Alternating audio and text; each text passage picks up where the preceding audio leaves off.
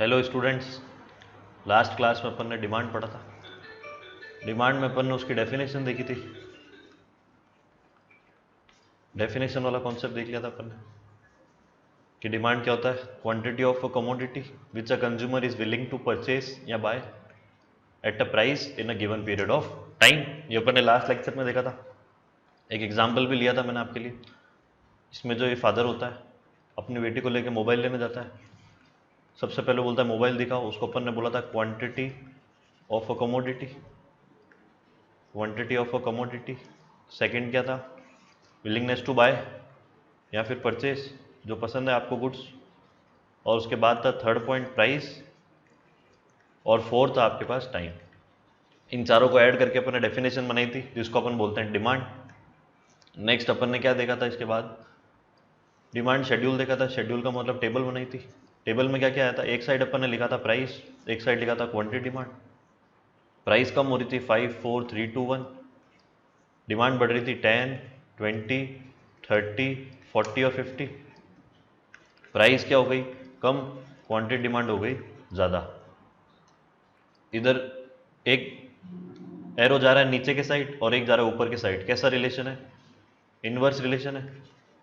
Schedule के बाद हमेशा क्या बनाते हैं अपन, ग्राफ। ग्राफ के लिए अपन ने क्या किया था, demand curve.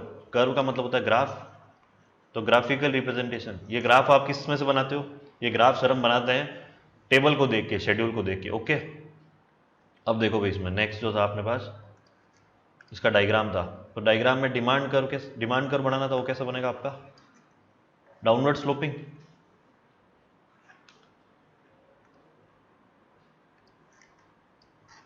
Downward slope demand curve अपन ने बनाया था। यहाँ पे आया था y, यहाँ पे आया था 0, यहाँ पे आया था x, इधर आया था आपका क्वांटिटी डिमांड, इधर आपका आया था लास्ट क्लास में मैंने बताया था प्राइस। और ये कैसा बना था, डाउनवर्ड स्लोप। डाउनवर्ड स्लोप बताया था इसका मैंने। फिर मार्केट डिमांड बताया था। इसी को इंडिविजुअल भी बोलता है, डिमांड और इंडिविजुअल को एक ही बोलना है, ठीक है। ओके, इसके बाद मार्केट वाला देखा था अपन ने। मार्केट में प्राइस सबके लिए सेम थी।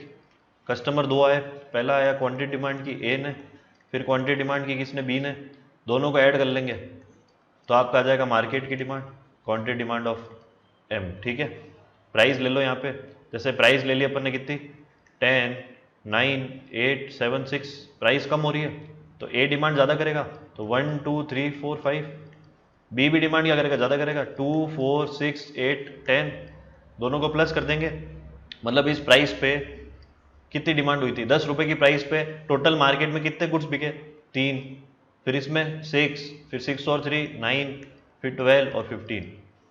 तो इधर भी प्राइस क्या हो रही है, कम, और डिमांड हो रही है ज़्यादा। कैसा रिलेशन है, इनवर्स रिलेशन है। इनवर्स रिलेशन में कैसा डायग्राम बनता है, डाउनवर्ड स्लोप। यहाँ तक अपन ने पढ़ लिया था, ठीक है। आज जो अपन स्टार्ट कर रहे हैं वो इस चैप्टर का सबसे ज़्यादा इंपॉर्टेंट टॉपिक है, जो एग्जाम में आपको मिल जाएगा 4 मार्क्स का या फिर 6 मार्क्स का। ओके, 4 मार्क्स का या फिर 6 मार्क्स का मिलेगा। 4 मार्क्स या 6 मार्क्स वाला अपन टॉपिक अब स्टार्ट कर रहे हैं। सबसे पहला जो हेडिंग है इसकी, अपन वो देख रहे हैं कि सर इसकी हेडिंग क्या है, फैक्टर्स अफेक्टिंग डिमांड। क्या बोला मैंने आपको, इसकी हेडिंग है अपने पास फैक्टर्स अफेक्टिंग डिमांड। इसका एक और नाम भी आप लिख देना, इसका एक और नाम भी आप लिख देना, जो आपका नाम है डिटर्मिनेंट्स ऑफ डिमांड। क्या बोलेंगे, डिटर्मिनेंट्स ऑफ, डिटर्मिनेंट्स टी है ये, थोड़ा राइटिंग अभी सुधार देंगे, determinants of demand. Okay, demand अगर सिर्फ लिखा हुआ है तो सर इंडिविजुअल डिमांड है या मार्केट डिमांड है, तो ये इंडिविजुअली काउंट होगा। क्या लेंगे अपन इसको, इंडिविजुअली लेंगे। सर मार्केट क्यों नहीं लिया, मार्केट के लिए स्पेसिफाई कर देगा कि factors affecting market demand. Okay, तो कोई दिक्कत तो नहीं है। तो दूसरा नाम क्या है, पहला है फैक्टर्स अफेक्टिंग डिमांड, दूसरा नाम है इसका डिटर्मिनेंट्स ऑफ डिमांड। ये होता क्या है फैक्टर्स अफेक्टिंग, जिससे डिमांड को इफेक्ट होता है। इफेक्ट का मतलब क्या होता है, इफेक्ट का मतलब होता है चेंज, जिससे डिमांड में क्या आएगा, चेंज आएगा। चेंज का मतलब क्या होता है, या तो वो चीज़ बढ़ती है, इंक्रीज होती है, या तो वो चीज़ कम होती है, मतलब डिक्रीज होती है। आई बात समझ में। तो कौन कौन से ऐसे फैक्टर्स हैं जो आपको ध्यान में रखना है जिससे डिमांड बढ़ती है, कम होती है। तो सबसे पहले अगर आप मार्केट में जाते हो किसी गुड्स को खरीदने, गुड्स को अपन कमोडिटी बोलेंगे, किसी कमोडिटी को खरीदना है, तो आप सबसे पहले क्या पूछते हो, जैसे मुझे कवर चाहिए, कवर, ये मेरा कवर है, मैंने पूछा कि सर ये कितने का है, तो आपने बोला 100 रुपीज़ का। 100 रुपीज़ का है कि सर सही लगा दो, नहीं भाव तो एक ही है, फिक्स्ड रेट 100, मैंने कहा नहीं चाहिए, ठीक है।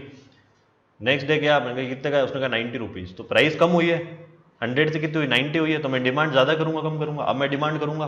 तो सबसे पहला फैक्टर जो अपन दिमाग में रखते हैं वो अपने पास है नंबर 1 फैक्टर, सबसे इंपॉर्टेंट फैक्टर है प्राइस ऑफ द कमोडिटी। जो गुड्स आप लेने जा रहे हो उसकी प्राइस आप पूछोगे, तो अगर उसकी प्राइस क्या है, ज़्यादा है, तो आप डिमांड करोगे क्या, नहीं सर हम डिमांड नहीं करेंगे, तो उसकी डिमांड मार्केट में कम हो जाएगी।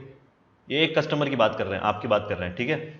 और अगर प्राइस कम है तो आप क्वांटिटी डिमांड क्या करोगे, ज़्यादा करोगे।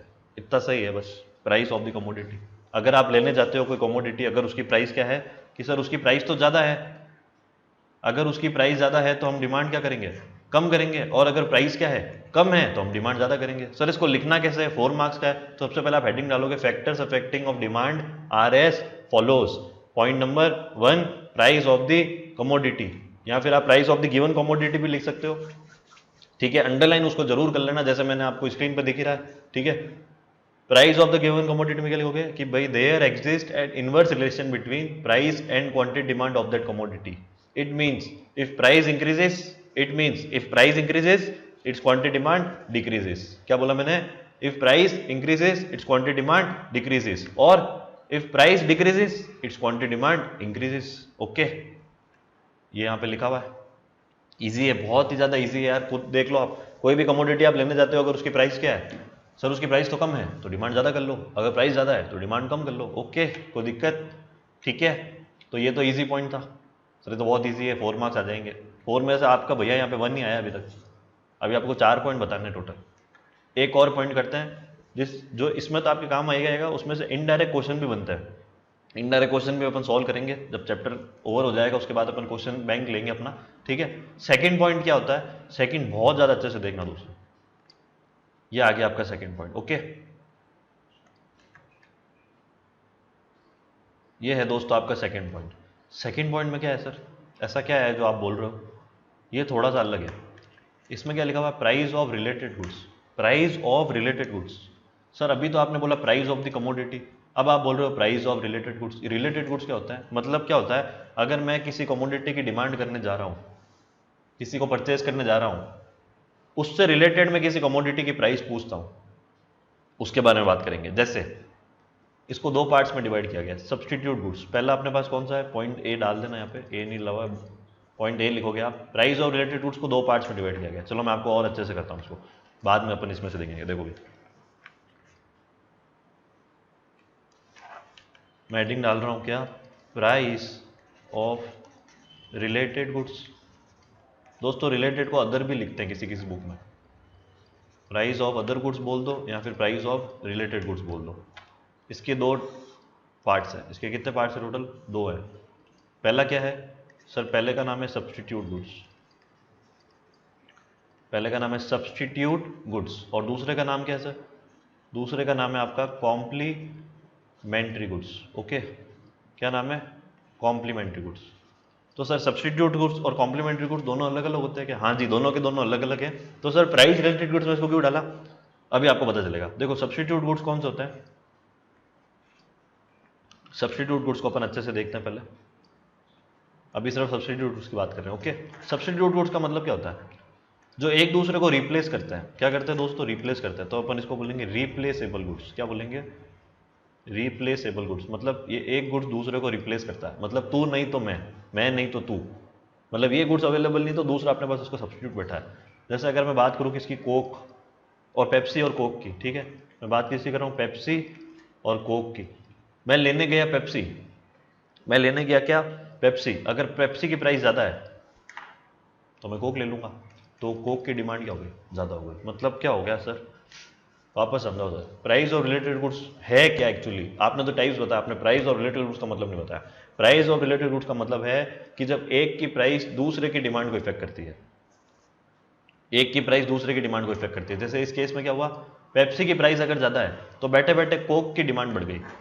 कैसे सर, ये कैसे हो सकता है, देखो ऐसे हो सकता है। ये यहाँ पे अपन बना रहे हैं पेप्सी, ये मेरा पेप्सी का काउंटर है, ये मेरा कोक का काउंटर है। ओके, पेप्सी की प्राइस है 10 रुपीज़, कोक की है कितनी, 10 रुपीज़, ठीक है, कोई दिक्कत नहीं है। पेप्सी ने भाव बढ़ा दिए कितने, 12, गर्मी का सीजन आया, बट कोक अभी भी कितने का मिल रहा है, 10 का ही मिल रहा है। तो एक कस्टमर को कोल्ड ड्रिंक लेनी थी, सॉफ्ट ड्रिंक पीनी थी, वो हमेशा पेप्सी लेता था, क्योंकि पेप्सी कितने की थी, 10 की थी, तो वो एक बोतल लेके और वहीं पे सिप ले लेता था। कोक लेता था या फिर कोक लेता, ठीक है, क्योंकि दोनों की प्राइस सेम थी। अब हुआ क्या, पेप्सी की प्राइस बढ़ गई, प्राइस बढ़ी किसकी, पेप्सी की, और पेप्सी का सब्स्टिट्यूट गुड्स कौन सा है, कोक। कोक की प्राइस वो की वही है, तो लोग कोक पे शिफ्ट हो जाएंगे, तो कोक की डिमांड बढ़ जाएगी। तो इसका रिलेटेड गुड्स का मतलब क्या है, एक की प्राइस दूसरे के डिमांड को इफेक्ट करती है, तो मतलब ये आपस में रिलेटेड हुए या नहीं हुए, 100% रिलेटेड है। बट इनका नेचर कैसा है, इनका नेचर है सब्स्टिट्यूट गुड्स वाला। सब्स्टिट्यूट गुड्स वाला मतलब दोनों एक दूसरे को क्या करते हैं, रिप्लेस करते हैं, रिप्लेसेबल गुड्स है। तो कोक की प्राइस, पेप्सी की प्राइस 10 से कितनी हो गई, 12, कि सर 10 से अगर 8 हो गई, तो आपने तो बोला 10 से 12 हो गई, अगर 10 से 8 हो गई तो क्या होगा, तो वो क्या तब क्या होगा, तब भी अपन देख लेते हैं। एक और मैं बना देता हूँ स्लाइड आपके लिए। पहला है पेप्सी, दूसरा है अपने पास क्या, कोक। पेप्सी कितने की थी, 10 की थी, और कोक भी तब कितने का था, 10 का था। पेप्सी की प्राइस कितनी हो गई, 8 हो गई। कोक अभी भी कितने का है, 10 का। तो अब भी लोग किसकी ज़्यादा डिमांड करेंगे, तो इसकी प्राइस कम हुई है ज़्यादा हुई है, इसकी प्राइस तो सर कम हुई है। तो अब जो बंदे कोक पी रहे थे, जो बंदे कोक पी रहे थे पहले से ही, वो देखेंगे कि भाई पेप्सी तो अपने को कितने मिल रही है, 8 रुपए में, तो हम कोक नहीं पियेंगे, तो कोक की डिमांड कम हो गई। आई बात समझ में, आ रही है क्या बात समझ में, अभी तक भी नहीं आ रही है तो आ जाओ, इसको अभी ख़त्म करता है। एक और तरीका है, एक और तरीका है अपने पास। क्या तरीका है सर इसका, देखो मैं एक एग्जांपल लेता हूँ। एक बंदा गया क्या लेने, कोल्ड ड्रिंक लेने गया, सॉफ्ट ड्रिंक बोलते हैं जिसको अपन, कोल्ड ड्रिंक लेने गया एक शॉप पे। उसने बोला सर एक पेप्सी देना, क्या देना, पेप्सी। कितने की है, 10 की। उसने ओके, उसने कितनी बोतल ली, 1 बोतल ली। दूसरा, पेप्सी अगर कितने की हो गई, 8 की, तो उसने कितनी बोतल ली, 2 बोतल्स ली। तो ये बताओ ये किस में आएगा, पहले तो आप ये सोचो, ये प्राइस ऑफ रिलेटेड गुड्स में आएगा या प्राइस ऑफ गिवन कमोडिटी में आएगा, जो फर्स्ट पॉइंट था अपना। तो ये फर्स्ट वाला पॉइंट है अपना, ये फर्स्ट वाला पॉइंट है। मतलब अगर आप किसी कमोडिटी को खरीदने जाते हो, सिर्फ उसी की प्राइस पूछते हो, तो वो प्राइस ऑफ द कमोडिटी है। बट अगर आप क्या करते हो, जब वो कमोडिटी लेने जाते हो, जैसे आप पेप्सी लेने गए और आप बातें किसकी कर रहे हो, कोक की, कि कोक ले लूँ तो, क्योंकि कोक ज़्यादा सस्ता मिल रहा है, 6 रुपये में मिल रहा है, तो वो प्राइस ऑफ रिलेटेड गुड्स आता है। आई बात समझ में, तब वो प्राइस ऑफ रिलेटेड गुड्स आता है। तो ईजी था कॉन्सेप्ट। और देखें एक और तरीका देखते हैं, आ जाओ इसमें। जैसे substitute goods, substitute goods are those goods which can be used in place of another goods and give same satisfaction to others। मतलब कस्टमर को सेटिस्फेक्शन तो क्या मिलेगा, सेम मिलेगा। कैसे, जैसे मैंने यहाँ पे बनाया आपका एग्जांपल पेप्सी का। पेप्सी की अपन देख रहे हैं प्राइस, एक ध्यान रखना इसमें, एक की प्राइस दूसरे की डिमांड देखते हैं तो आपका रिलेशन निकलेगा। अगर एक की प्राइस और उसी की, एक जैसे मान लो मैं अगर यहाँ पे पेप्सी की ही प्राइस देखता और पेप्सी की डिमांड देखता, तो भैया ये तो फर्स्ट वाला पॉइंट हो जाता ना। आई बात समझ में, इसलिए अपन ने यहाँ पे 2 गुड्स लिए। एक हो गया यहाँ पे प्राइस, प्राइस किसकी, पेप्सी की, और डिमांड किसकी, कोक की, कोका कोला की। ठीक है सर, पेप्सी की प्राइस ज़्यादा हो रही है तो डिमांड किसकी बढ़ जाएगी, कोक की। कोक वाले को फायदा हो जाएगा ना, अगर पेप्सी की प्राइस बढ़ती है तो किसको फायदा हो जाएगा, कोक वाले को फायदा हो जाएगा। और अगर पेप्सी की प्राइस कम हो गई पहले से, तो कोक को फायदा है, कोक को नुकसान है, कोक को नुकसान है, क्योंकि लोग अब कोक जो पी रहे थे वो भी किस पे आ जाएंगे, पेप्सी पे आ जाएंगे। आई बात समझ में आपको, कोई दिक्कत है क्या, कोई दिक्कत है तो बोलो।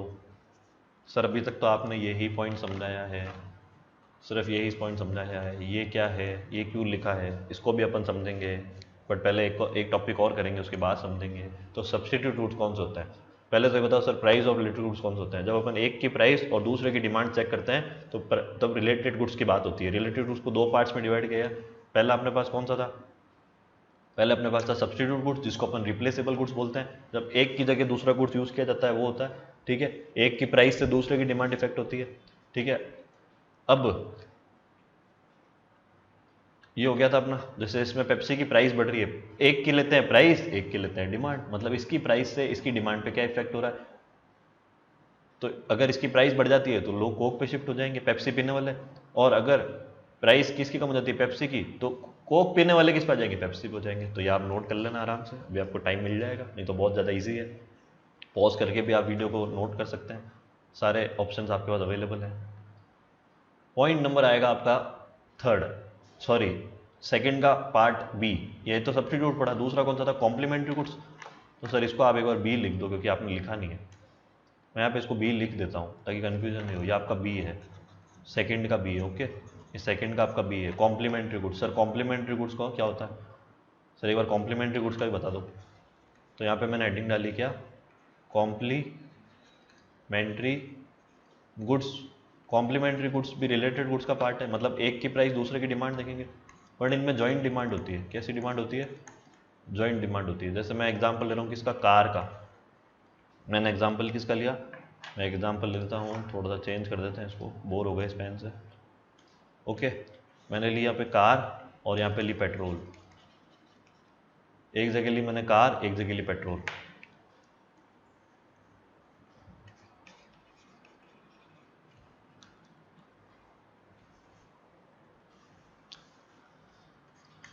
पेट्रोल और ली कार, मुझे कार खरीदनी है बट मैं देख रहा हूँ पेट्रोल लूँ या डीजल लूँ, तो मैंने सर पेट्रोल ही लेता हूँ। तो मैं पेट्रोल देखा, तो आज के टाइम में पेट्रोल के प्राइसेस क्या है, हाई है। पेट्रोल के प्राइसेस क्या है, हाई है। ध्यान से सुनना भाई ये वाला टॉपिक, क्योंकि सब्स्टिट्यूट और कॉम्प्लीमेंट्री पे इनडायरेक्ट क्वेश्चन कंफर्म है।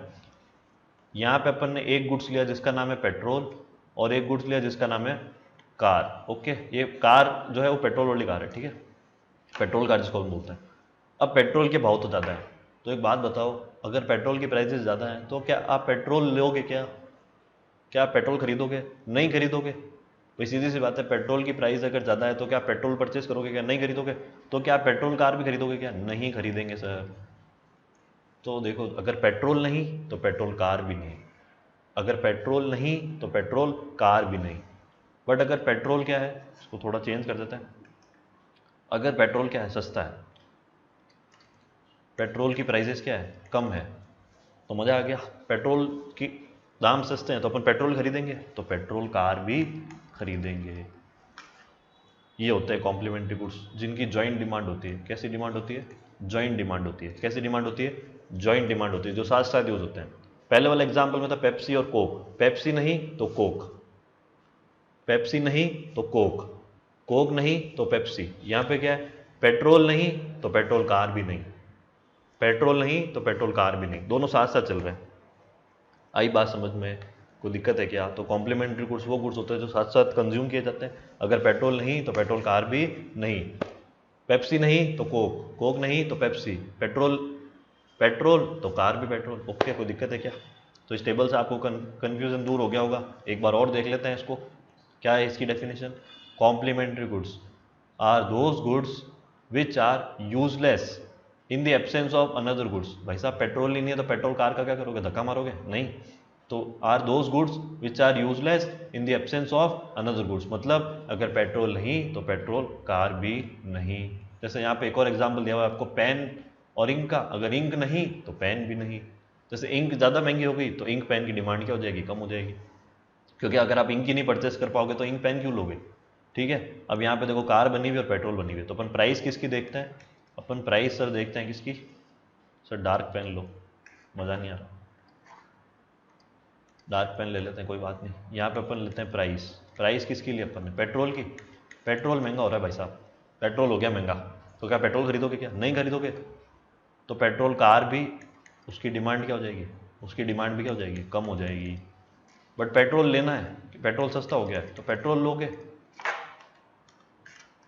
पेट्रोल की प्राइसेस कम हो गई है तो पेट्रोल खरीदोगे, तो पेट्रोल कार भी खरीदोगे।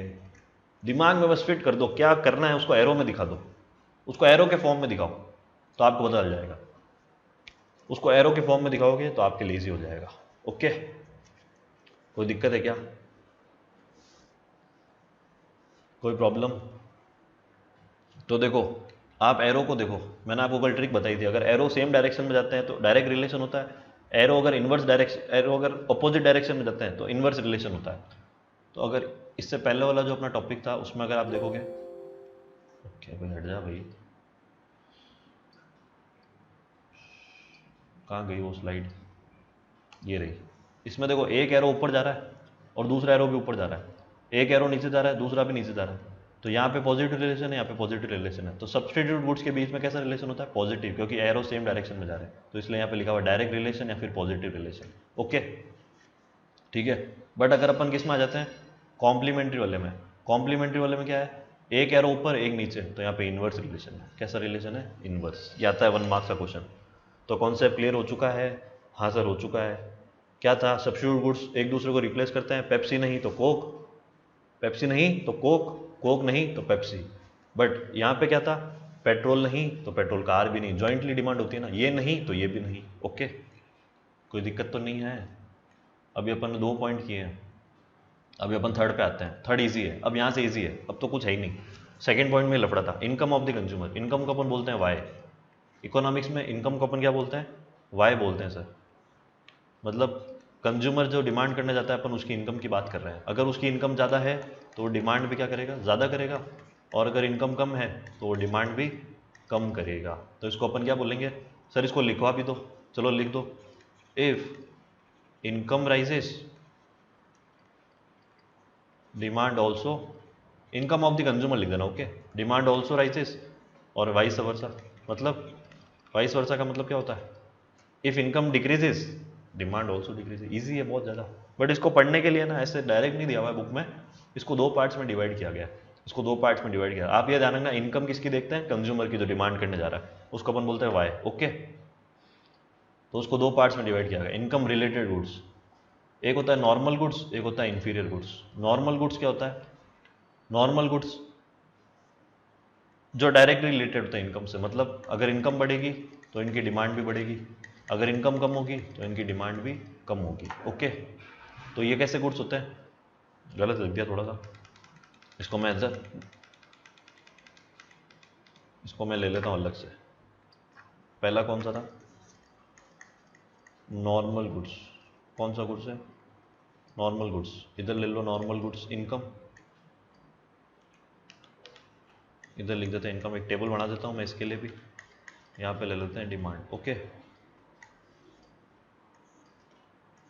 इनकम को अपन बोलते हैं वाई, तो वाई बढ़ा तो इनकी डिमांड भी बढ़ती है, और अगर वाई कम हो गया मतलब इनकम कम, तो इनकी डिमांड भी कम हो जाती है। तो सर इसको लिखना कैसे है? लिखने का तो कुछ बताओ। तो if income increases the demand of normal goods also increases. देखो ना, यहाँ से बना दो ना, if income increases the demand of कौन से गुड्स है? Normal goods also increases. Whereas if income decreases, whereas if income decreases demand of normal goods also decreases. Easy है। एरो देखो, एरो एक एरो ऊपर दूसरा भी ऊपर, एक नीचे दूसरा भी नीचे। कैसा रिलेशन है? पॉजिटिव रिलेशन है। पॉजिटिव को अपन दूसरा नाम क्या बोलते हैं? डायरेक्ट रिलेशन है। खत्म। 1 मार्क्स का ये भी आ जाता है। एरोज देखना है, बट आपको एरोज ऐसे नहीं चेक करते हैं, इस तरीके से चेक नहीं करते हैं, नहीं, पड़ोस में देखते हैं, ऐसे रिलेशन चेक किया जाता है हमेशा। तो नॉर्मल गुड्स खत्म हो गया। दूसरा है आपके पास inferior goods. Sir inferior goods कौन से होते हैं? आ जाओ पहले इन्फीरियर गुड्स का मतलब समझते हैं। नॉर्मल का मतलब तो समझ में आ गया, इन्फीरियर का समझते हैं। इन्फीरियर गुड्स जो होते हैं ना दोस्तों, इन्फीरियर गुड्स को अपन बोलते हैं चीप क्वालिटी के गुड्स। कौन से गुड्स होते हैं वो? चीप क्वालिटी के गुड्स, जिनकी क्वालिटी बेकार होती है। तो आप खुद सोचो, अगर आपकी इनकम ज़्यादा है तो क्या आप इन्फीरियर गुड्स खरीदोगे? क्या आप इन्फीरियर गुड्स खरीदोगे? नहीं सर, तो इनकी डिमांड हो जाएगी कम। बट अगर इनकम ही कम है तो आप इनकी डिमांड ज़्यादा करोगे, क्योंकि कोई और ऑप्शन नहीं है ना। इनकम कम पे ये डिमांड, इनकम ज़्यादा है तो मैं क्या चीप क्वालिटी के गुड्स खरीदूंगा? क्या? नहीं सर, नहीं खरीदूंगा, तो मैं इनकी डिमांड कम कर दूंगा। बट अगर इनकम कम है तो और कोई ऑप्शन ही नहीं है, तो अपने पास इनके पास जाना ही पड़ेगा। अब एरो देखो, आप सिर्फ एरो को देखो अपने, एक एरो ऊपर है एक नीचे है, दूसरा है एक नीचे है एक ऊपर है। कैसा रिलेशन है? कहाँ है सर एरो? समझ में ही नहीं आ रहा। ये लो एरो, ये लो, ये देखो, ये ऊपर जा रहा है, ये नीचे आ रहा है। कैसा रिलेशन है? इनवर्स। ये इन दोनों में देख लिया, अब इन दोनों में देखो, एक एरो नीचे एक एरो ऊपर। कैसा रिलेशन है? इनवर्स। तो ये भी आपका 1 मार्क्स कंप्लीट। तो चीप क्वालिटी गुड्स होते हैं उनको इंफीरियर गुड्स बोलते हैं। तो ये रहा देखो, नॉर्मल गुड्स क्या होता है? अगर इनकम बढ़ेगी तो इनकी डिमांड भी बढ़ेगी, इसलिए इनमें डायरेक्ट रिलेशनशिप है। इंफीरियर गुड्स का मतलब अगर इनकम बढ़ेगी तो उनकी डिमांड कम होगी, इसलिए इनमें इनवर्स रिलेशन है। कोई दिक्कत, कोई शक? आज तक नहीं हुआ सर। एक फर्जी पॉइंट देख लें, खत्म करें टॉपिक को, आ जाओ। फिफ्थ पॉइंट जो आप दिमाग में रखते हो किसी कमोडिटी का डिमांड करते टाइम, वो होता है taste and preferences of the consumer. Taste and preferences, अगर टेस्ट बढ़िया है, टेस्ट दो तरह के होंगे, या तो टेस्ट होगा फेवरेबल, या तो टेस्ट होगा फेवरेबल मतलब मस्त बढ़िया, और दूसरा होगा अनफेवरेबल बेकार घटिया। तो अगर फेवरेबल है, अगर कंज्यूमर को उसका टेस्ट अच्छा लग रहा है तो डिमांड ज़्यादा करेगा कम करेगा, तो सर वो डिमांड ज़्यादा करेगा। और अगर अनफेवरेबल है तो डिमांड कैसे करेगा, तो सर वो डिमांड कम करेगा। तो इसको दो पार्ट्स में डिवाइड किया गया, ये इसके टाइप्स हैं यहाँ, कि अगर फेवरेबल गुड्स है तो आप उसकी डिमांड ज़्यादा करोगे, अगर फेवरेबल नहीं है तो आप उसकी डिमांड कम करोगे। ये तो बहुत ईजी था।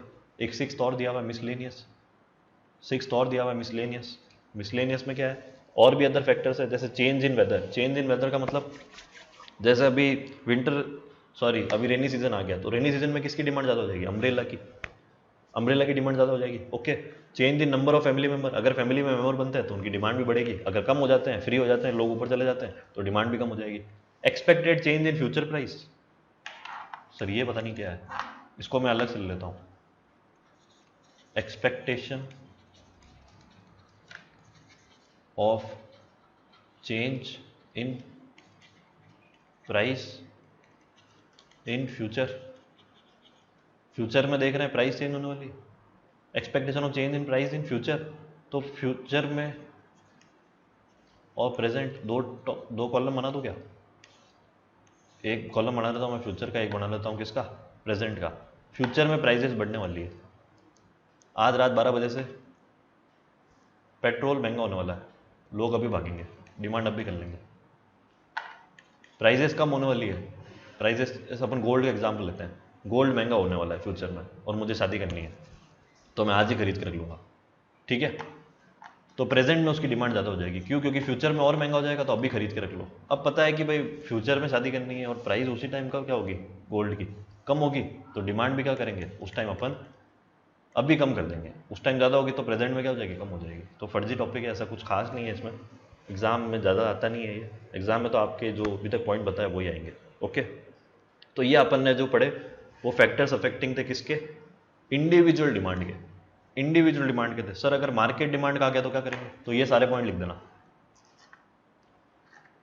सारे पॉइंट लिख देना। जैसे देखो यहाँ पे क्वेश्चन आ गया factors affecting market demand, factors affecting कौन सा आ गया आपके पास, मार्केट डिमांड। तो आप क्या करोगे 1 2 3 4 5, ये तो एज इट इज लिखोगे, ये तो एज इट इज है, 2 पॉइंट्स एक्स्ट्रा लिखने हैं बस आपको।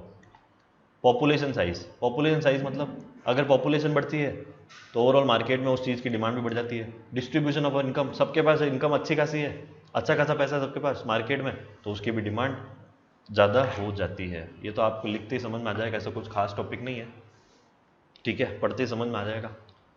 अब आज अपन ने क्या पढ़ा पहले आप उसको नोट डाउन कर लो, मैं 5 मिनट का टाइम दे रहा हूँ आपको। आज अपन ने पढ़ा था सर यहाँ से फैक्टर्स अफेक्टिंग से, यहाँ से पढ़ा था आज अपन ने।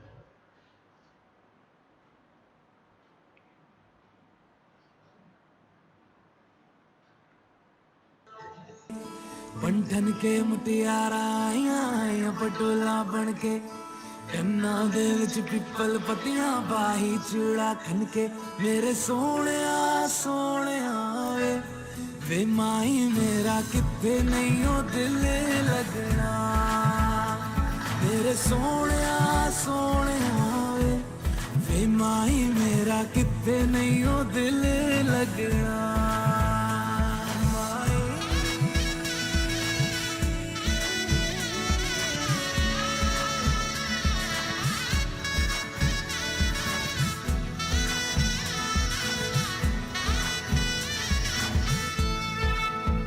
जावी छोड़ के ना तेरे नाल रहना वे, तू श्रृंगार मेरा तू है माई गहना वे।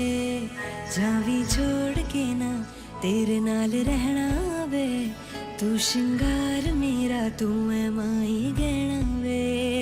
हाय दूरी है वैरी जिन्ना तू मेरा ओनी मैं तेरी, मेरे सोने वे माई मेरा किथे नहीं हो दिल लगना, मेरे सोने वे माई मेरा किथे नहीं हो दिल लगना। तेरा रास्ता वे नंगे पैरी तुरना वे तू है नाल मेरे ता मैं क्यों है डरना वे तेरा रास्ता वे नंगे पैरी तुरना वे तू है नाल मेरे ता मैं क्यों है डरना वे हाय दोनों ने रोना दोनों ने हंसना सबनू वे दसना मेरे सोने वे वे माही मेरा किथे नहीं हो दिल लगना मेरे सोने वे वे माही मेरा किथे नहीं हो दिल लगना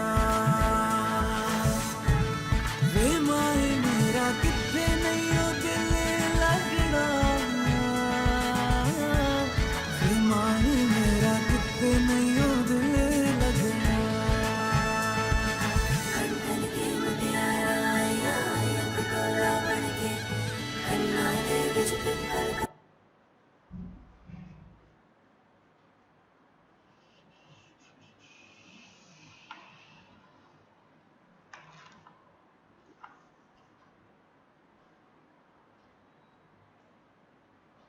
कहाँ तक लिख दिया? ये लिख दिया होगा, पॉज करके लिख देना इसको, इस वाले को। इन्फीरियर गुड्स का मतलब क्या था सर? चीप क्वालिटी के गुड्स होते हैं। कौन से होते हैं? चीप क्वालिटी वाले। या आपने क्या लिखवाया था? क्या हाँ सर लिखवाया था, ये रहा।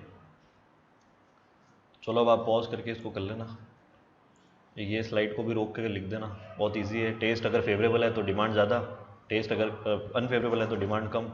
मिसलेनियस वाला इतना कोई खास इंपॉर्टेंट नहीं था, एक एक्सपेक्टेड फ्यूचर प्राइस वाला था। अगर फ्यूचर में प्राइस बढ़ जाएगी तो हम डिमांड अभी कर लेंगे। इसमें एग्जांपल मैंने गोल्ड वाला दिया था, गोल्ड की प्राइस अगर फ्यूचर में बढ़ने वाली है तो डिमांड अभी कर लो, और अगर फ्यूचर में प्राइस कम होने वाली है तो डिमांड बाद में कर लेना, अभी क्यों करनी।